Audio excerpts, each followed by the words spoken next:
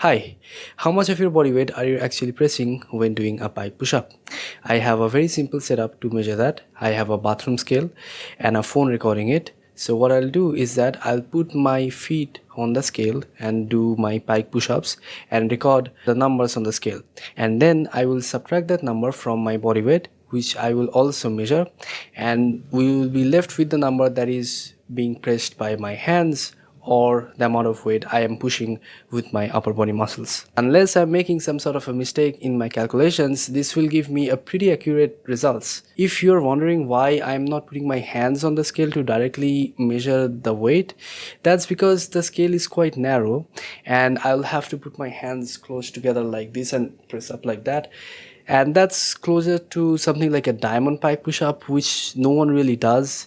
So I thought this would be the best way to measure it. So first I will take my weight, and as you can see I'm currently weighing at around 73 kg or 161 pounds. Now that we know my weight, let's get started measuring the actual pike push-ups. So I am planning to measure 3 different types of pike push-ups, starting with the most common one. This is how I perform pike push-ups in my regular day-to-day training, and I think most people also perform it in this way. So as you can see that in the top position of the pike push-up, there is 25 kg written on the scale. That means that 25 kg of my body weight is being supported by my feet, and the rest 48 kg, that's about 65% of my body weight, is being supported by my upper body muscles. And as I go down into the eccentric, the weight that is being supported by my feet decreases and decreases till it reaches its minimum, and that is around 3 kg. So at the very bottom of the movement, my shoulders and triceps are supporting about 70 kg, and that's about 95% of my entire body weight. This is one of the biggest differences between free weight movements and calisthenics movement, where there are more than one point of contact between your body and the outside world like the bar or the ground, and that is that the intensity throughout the entire movement is not the same. It's hardest at the bottom because you are supporting most of your body weight, and as you start to go up it gets easier and easier. This is actually not a problem for movements such as pull-ups, because in pull-ups only your hands are supporting your entire body weight. The amount of weight you're pulling always stays constant. It will get harder at the top, but that's due to leverage and muscle length and not because you're pulling more weight.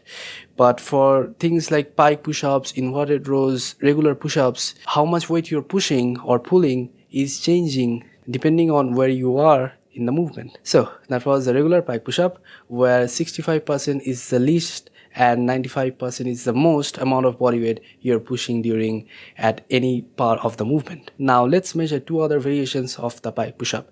The second one is going to be weighted pike push-ups. I already made a video about why I think weighted pike push-ups are awesome, so you might want to check that out if you are interested. But the reason I want to test it as well is because, again, as I mentioned earlier, pike push-ups, they have 2 points of contact. There are 2 different parts of body that is supporting your entire body weight. So I want to see that when you put on a backpack and add some weight, how much of that weight is being distributed between your hands and your feet. What I'm trying to figure out is that if I add 5 kg extra, will the amount of total weight that I'll be pushing increases by 5 kg, or maybe a little bit of that 5 kg is still being supported by my feet. So let's repeat the procedure. I will take my weight again while wearing this backpack, and my weight increases to about 79 kg. That means I added around 6 kgs of extra weight. So if I try to repeat the pike push-up again, you will see that at the top, the weight that is being supported by my feet is now slightly above 30 kg. That's an increase from 25 kg when I was using only my body weight. But as I start to go down, the minimum weight that is reached is still the same. It's still around 3 kg. So what it means is that at the top half of the movement, the extra weight added is distributed, but as you go down, it's only being supported by your upper body muscles. So adding weights to pike push-ups is a way to make the exercise harder. Now let's measure a type of pike push-ups that is an easier variation. The final type of pike push-up that I'm going to measure is where I increase the distance between my hands and my feet. This is an easier variation of the pike push-up suitable for beginners, and I want to see exactly how much easier it is. I will be taking this measurement with my body weight only, and at the top of the movement, despite having no extra weight, the scale is saying around 30 kg. That means more weight is being supported by my feet than the common variation. And as I go down into the movement one last time, the weight on the scale decreases, but it stops at around 7 kg. That means unlike the common variation where the scale was at 3 kg, I am pushing about 4 to 5 kg less with my upper body muscles. So you can see that changing the distance between your hands and feet can make the exercise harder or easier. That being said though, I was actually expecting a little more decrease in the intensity,